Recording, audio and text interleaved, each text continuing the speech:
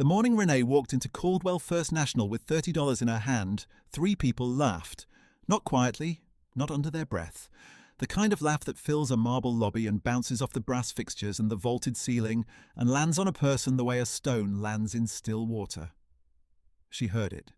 Every teller behind the counter heard it. The security guard near the revolving door heard it and looked at his shoes. Renee was 31 years old that morning. She wore her grocery store uniform under her winter coat, a red vest with her name badge still pinned to it because she had come straight from her closing shift. Her sneakers were a year past needing to be replaced. She had exactly $32 in her wallet, and she was putting 30 of them into a savings account she'd opened 3 weeks before with a $10 minimum deposit. She did not know that the man who had laughed the loudest, a loan officer named Dwight, worked for a bank that was quietly going bankrupt. She did not know that a man in a charcoal suit was watching from the mezzanine above the lobby, his hands on the railing, his eyes on her. She did not know that the $30 she slid across the counter that morning would be the first installment of something she could not yet imagine. She only knew what she needed, and she needed a place to put what little she managed to save. Renee Calloway had grown up in the Brookfield neighborhood of this city, in a duplex 3 blocks from the bus line, raised by a woman named Claudette who worked housekeeping at the downtown hotels and believed without wavering that the way you treated small things told the truth about who you were. Claudette had pressed that belief into Renee the way she pressed the seams of her uniform every morning before she left for work. Iron everything that matters, even if no one sees it, even if no one thanks you for it. Renee had carried that with her. Through community college and a business administration certificate, she'd earned one night class at a time. Through the grocery store job she'd taken at 22 when the certificate didn't open the doors she'd expected it to. Through the birth of her daughter Amara, who was 6 years old that winter and whose father had been gone since before her second birthday. Through the rent increase on their one-bedroom apartment that had pushed Renee's monthly budget so tight she sometimes chose between bus fare and dinner. She had learned to live carefully. She clipped coupons from the Sunday paper. She bought the store brand everything. She kept the heat at 62 degrees at night and put an extra blanket on Amara's bed. And every week when she got her check, she set aside whatever she could.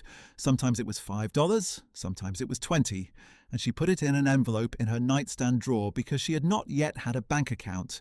She had not opened one before because the fees on the accounts she'd looked into ate into deposits smaller than $100, and she didn't have $100 to spare until she started working the overnight restock shifts on Saturdays. Then Caldwell First National ran a promotion. No fees on new savings accounts, no minimum balance after the initial deposit of $10. She'd seen the flyer in the mail and read it 3 times. She had made an appointment. She had come on a Tuesday afternoon in February, straight from work, still in her vest, with $30 to her name that she was not going to spend. Dwight, the loan officer, was passing through the lobby when he saw her approach the counter. He was with a colleague, a man named Perry, both of them in suits, both of them carrying coffee cups from the goods shop around the corner. Dwight looked at Renee's vest, at the name badge, at the envelope she was holding. He said something to Perry. Perry said something back. And then Dwight laughed. $30, he said, not quietly enough. You think Caldwell needs your $30? Renee heard him. The teller, a young woman named Brianna, heard him and pressed her lips together. The security guard heard him and looked away. Renee set the envelope on the counter. She looked at Brianna, not at Dwight. I'd like to make a deposit, she said. Her voice did not shake. She had learned long ago that the people who mocked small things were always afraid of them. Brianna processed the deposit without a word beyond the necessary ones. She printed the receipt. She slid it across the counter with both hands, a small, deliberate courtesy, and said, Your balance is $40, ma'am. Have a good evening. Renee folded the receipt and put it in her coat pocket. She walked back out through the revolving door. The cold hit her face, and she stood on the sidewalk for a moment, breathing it in. She did not cry. She had cried before, in harder moments than this. This was not one of those moments. This was just a Tuesday in February, and she had done what she came to do. The man on the mezzanine watched her go.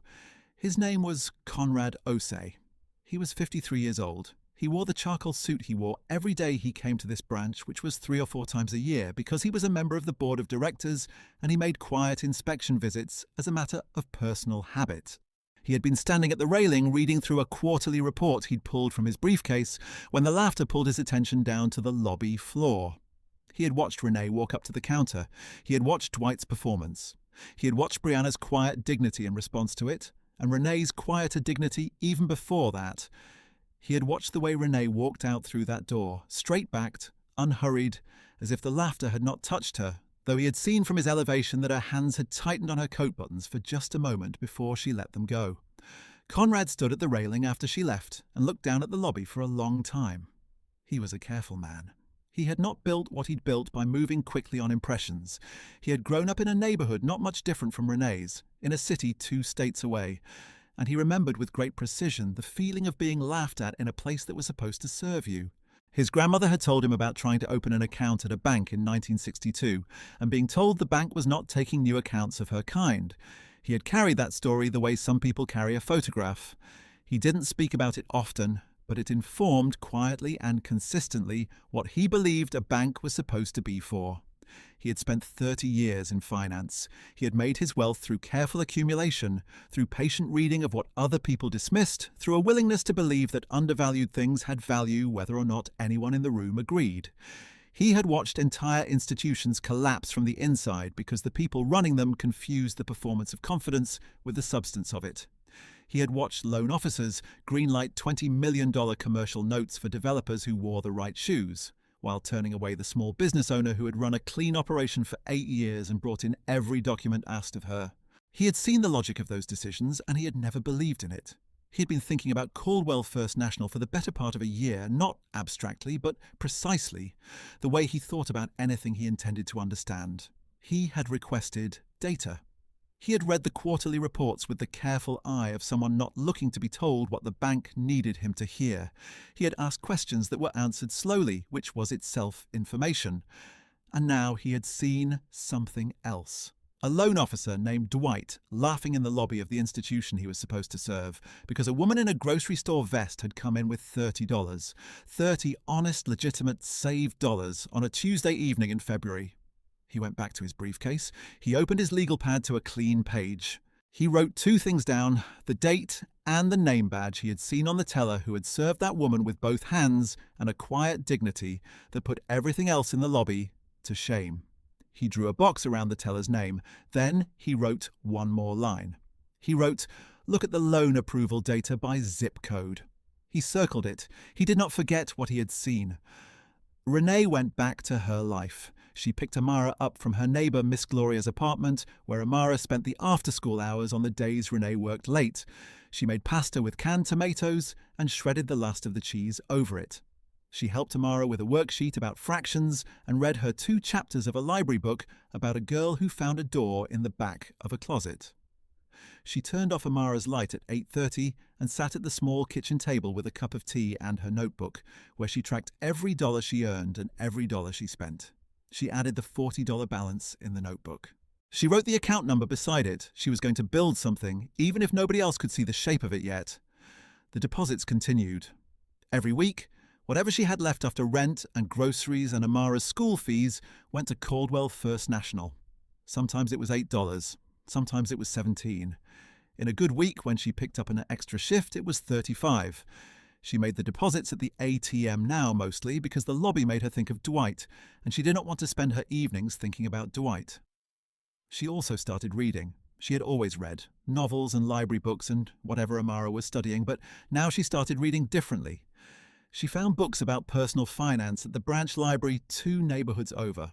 She found a community workshop on small business accounting run by a non-profit on Saturdays, and she went, even though it meant asking Miss Gloria to watch Amara for 3 hours and bringing Miss Gloria a plate of the pound cake she made from her mother's recipe in exchange. The woman who ran the workshop was named Paulette, and she was compact and brisk and spoke in lists, which Renee liked. At the end of the 3rd session, Paulette pulled Renee aside and said she had a mind for this and asked if she had ever thought about going back to school. "I think about it," Renee said. "Thinking is the start," Paulette said. "What's in the way?" Renee told her. "The money, the time, Amara, the shifts." Paulette handed her a card. "Call this number. This is a foundation grant for working mothers seeking financial education credentials. Tell them I sent you. Tell them about the certificate you already have." Renee looked at the card for a moment, then put it in her coat pocket, next to a grocery receipt, next to the folded deposit slip she still carried from that first visit. She called the number that Thursday.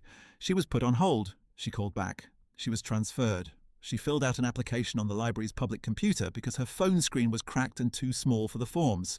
She mailed supporting documents from the post office on her lunch break. 6 weeks later, a letter came. She had been awarded a grant covering 70% of a 2-year financial planning certification program at the community college. She sat with the letter at the kitchen table for a long time. Then she called her mother. "Baby," Claudette said from her apartment across town, "I knew it." "You always say that." "Because I'm always right," Claudette said. "Come for dinner Sunday. Bring Amara." In the meantime, things were happening at Caldwell First National that Renee knew nothing about. The bank was in trouble.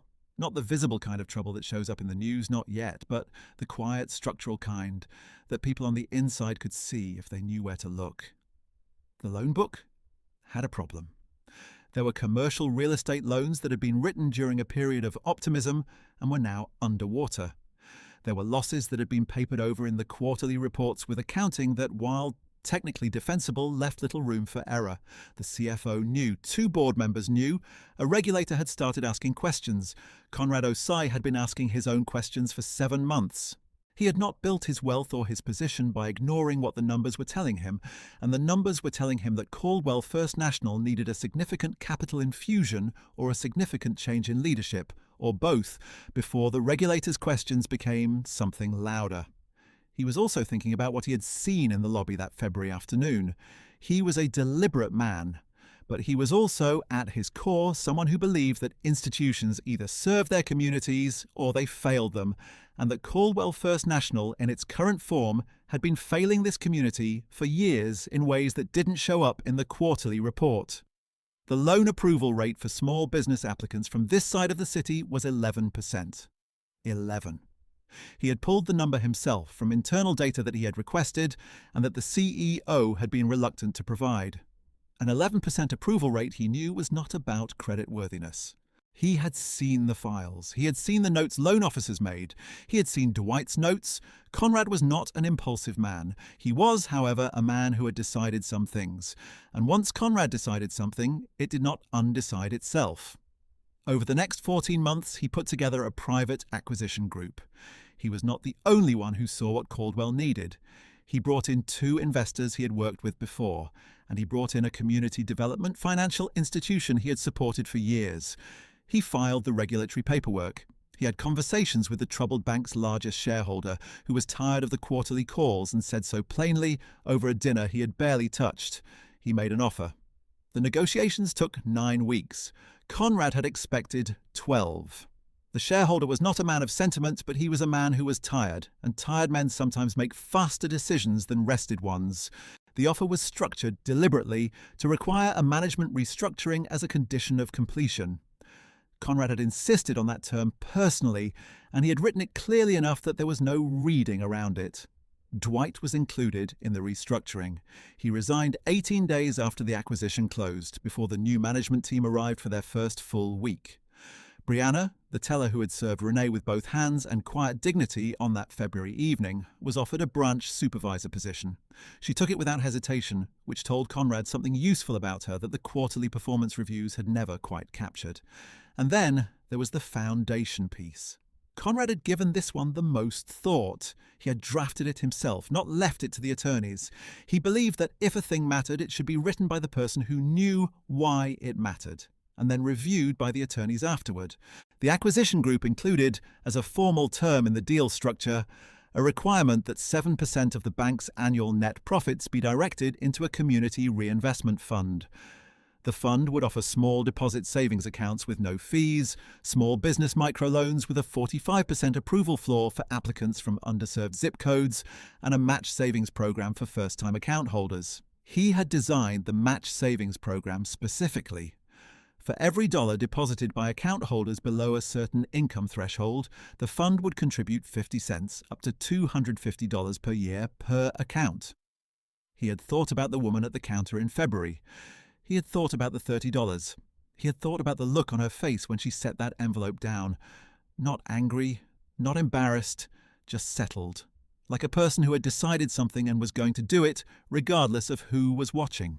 He had thought about the fact that she had been right to do it and Dwight had been wrong to laugh, and that institutions that got those two things confused, that laughed at $30 while losing millions on bad commercial real estate, had a structural problem that was also a moral problem. He was not naive enough to think that a matched savings program fixed a structural problem. He thought it was one honest beginning. He thought it was worth doing. He did not yet know her name. Renee, in these same 14 months, had her hands full. She was taking 2 courses a semester at the community college on Tuesday and Thursday nights. She arranged it so Claudette watched Amara on those evenings, and she gave her mother gas money because Claudette drove 40 minutes each way, and Renee refused to let that go unacknowledged. She finished her reading on the bus. She took her exams during the Thursday evening slots. She kept her grades. She kept her job too. She picked up a Saturday morning shift at a second grocery location on the other side of town, which added $11 an hour for 4 hours, and she put $40 of every Saturday check into her Caldwell account. The balance grew the way things grow when you tend them carefully, not fast, not dramatically, but without stopping. She hit $1,000 on a Thursday night in November, standing at the ATM in the cold, and she pressed her hand flat against the screen for just a moment, not performing anything, just feeling it. She told Amara about it at breakfast the next morning. Amara was 7 now, missing her 2 front teeth and very serious about fractions. "Is that a lot?" Amara asked. "It's a start," Renee said. "Like a beginning?" "Exactly like a beginning." Amara thought about that. "How much is 1,000 of something?" 10 hundreds, Renee said. "Oh," Amara said, "that's not as much as 1,000,000. "No," Renee said, smiling, "it is very not as much as 1,000,000.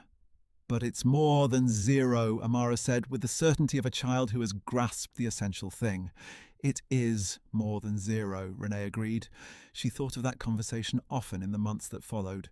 She passed her first-year exams with marks that surprised her instructor, a man named Gerald who wore the same green cardigan every class and had the habit of calling people by their last names. "Calloway," he said one Thursday night, handing her exam back, "have you considered the CPA track?" "I'm finishing the financial planning certificate first," she said. "I know," he said. "I'm asking what's after that." She looked at him. "I haven't gotten there yet." "You should start thinking about it," he said.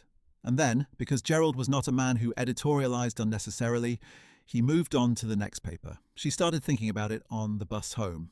She was 22 credits from the certificate. She could see it from where she was standing. What she could not yet see was what came after, because her whole life had trained her to solve the immediate problem and not let her eyes wander too far ahead to where the ground became uncertain. Gerald had said it, and Gerald did not say things for nothing. She was thinking about it the following spring when she read a newspaper article about the sale of Caldwell First National.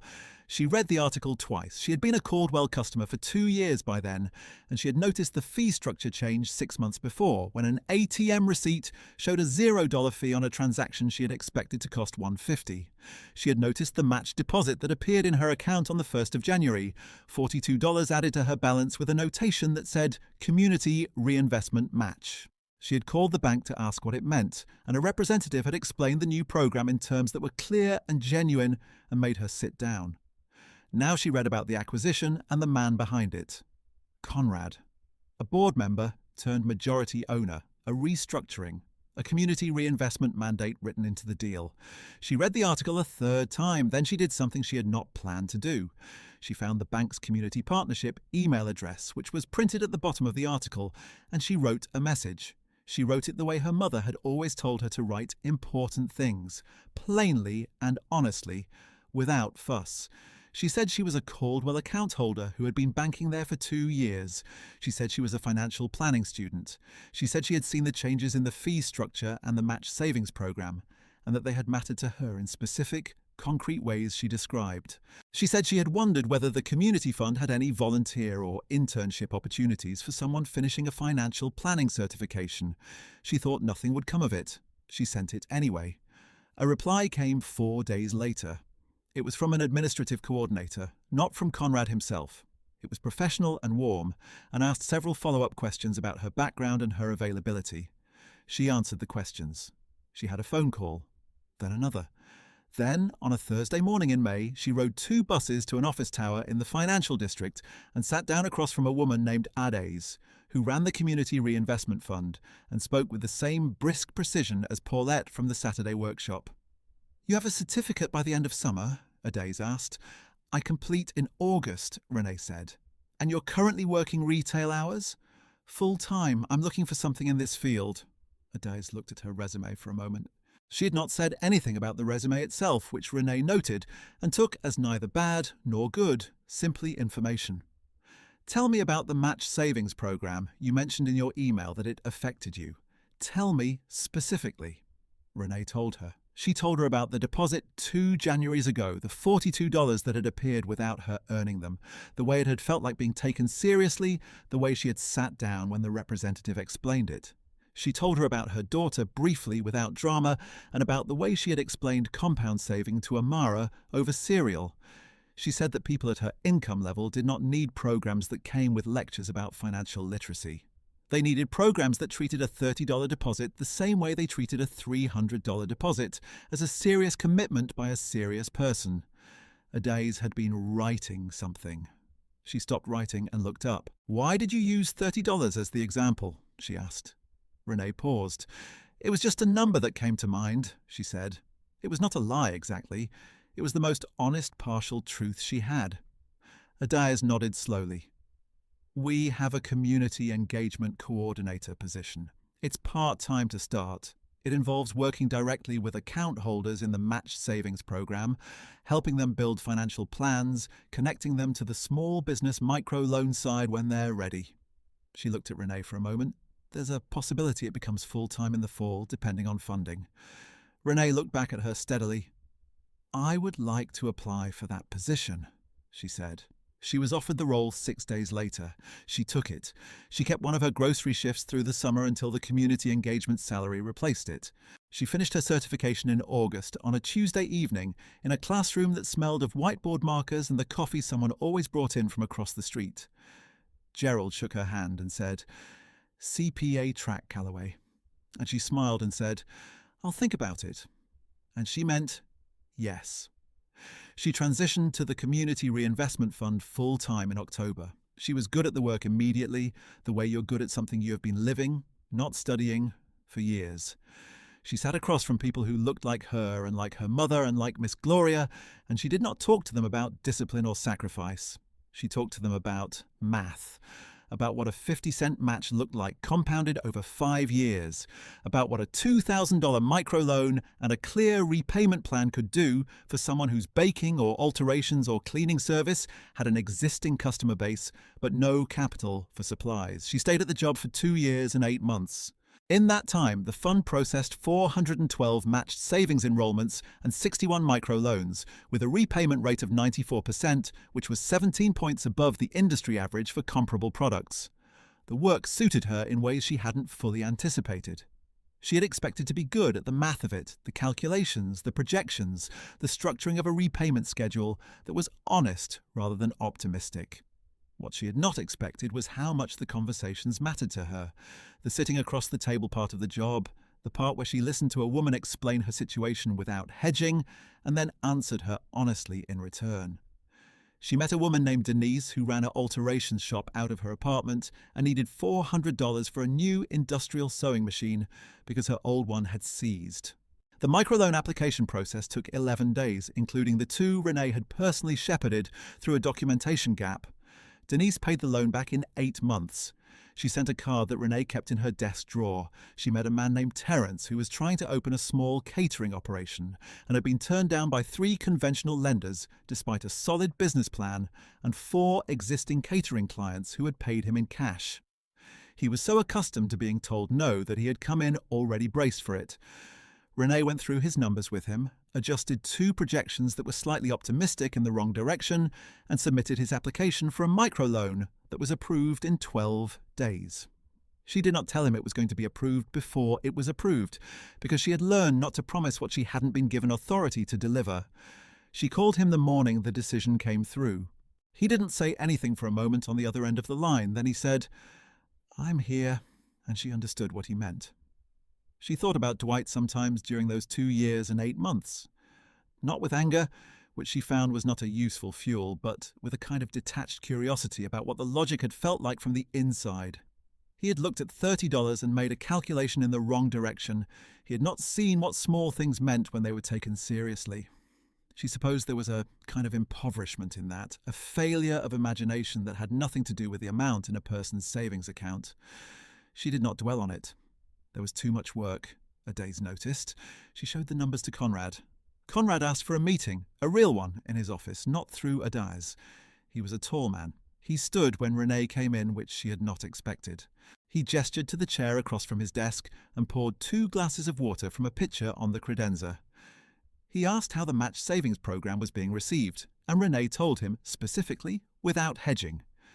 He asked about the microloan repayment rate and what she thought drove it. She told him. He listened the way a person listens when they are not waiting for you to stop talking, but actually following the thread. After a while, he said, "I'd like to talk to you about something. I want to be straightforward with you." "I prefer that," she said. "The fund is growing," he said. "We've been talking about creating a director-level role, someone to lead the community programs, work with the board on reinvestment strategy, make the case internally for the things the fund is trying to do." He looked at her. "You've met most of the criteria already by doing the work. The certificate, the track record, the client outcomes." He paused. "The one thing missing is an equity stake in the fund's governance vehicle. The position would come with one." Renee sat with that for a moment. Well, what does that mean in practice? He explained it. The fund was structured as a subsidiary. A director role at the level he was describing would include a 15% ownership interest in the subsidiary, vested over 3 years, with the possibility of expansion tied to performance benchmarks. 15%. She thought about a lot of things very quickly, the way you do when the thing you have been walking toward for a long time comes into clear view.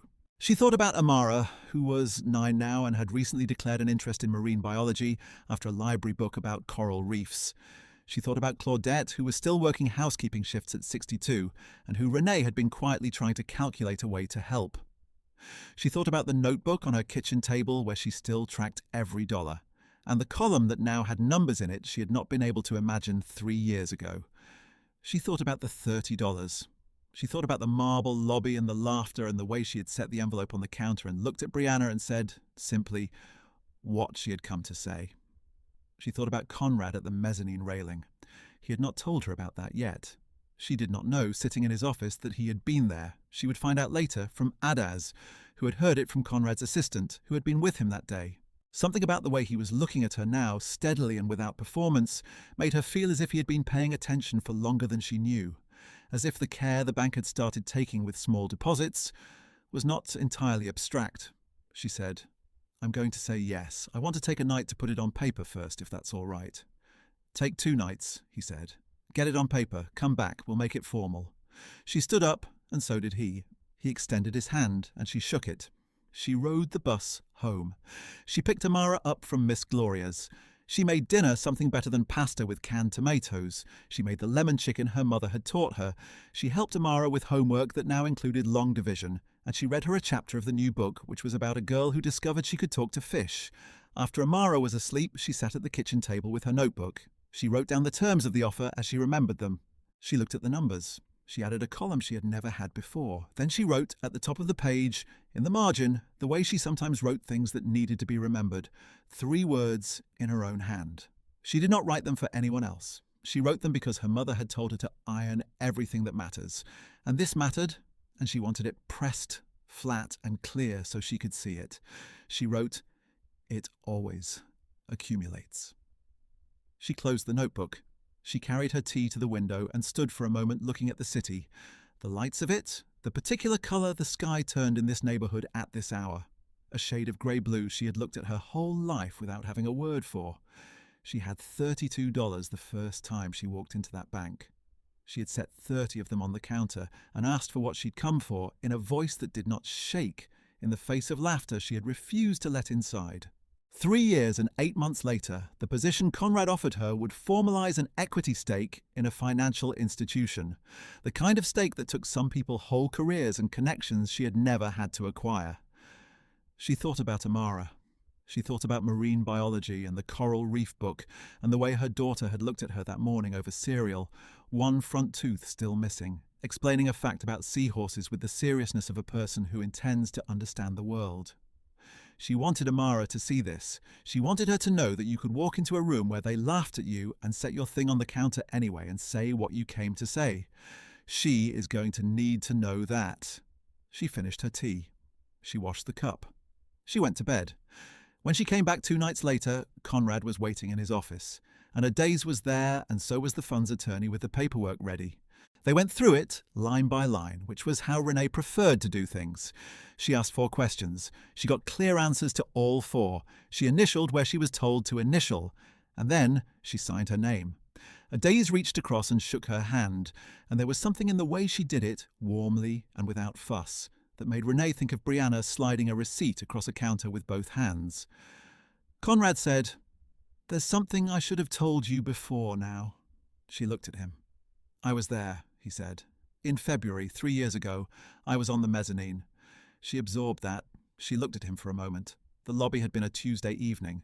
She remembered the cold outside and the brass fixtures and Dwight's voice and the way she had set the envelope down. "You saw it," she said. "I saw it," he said.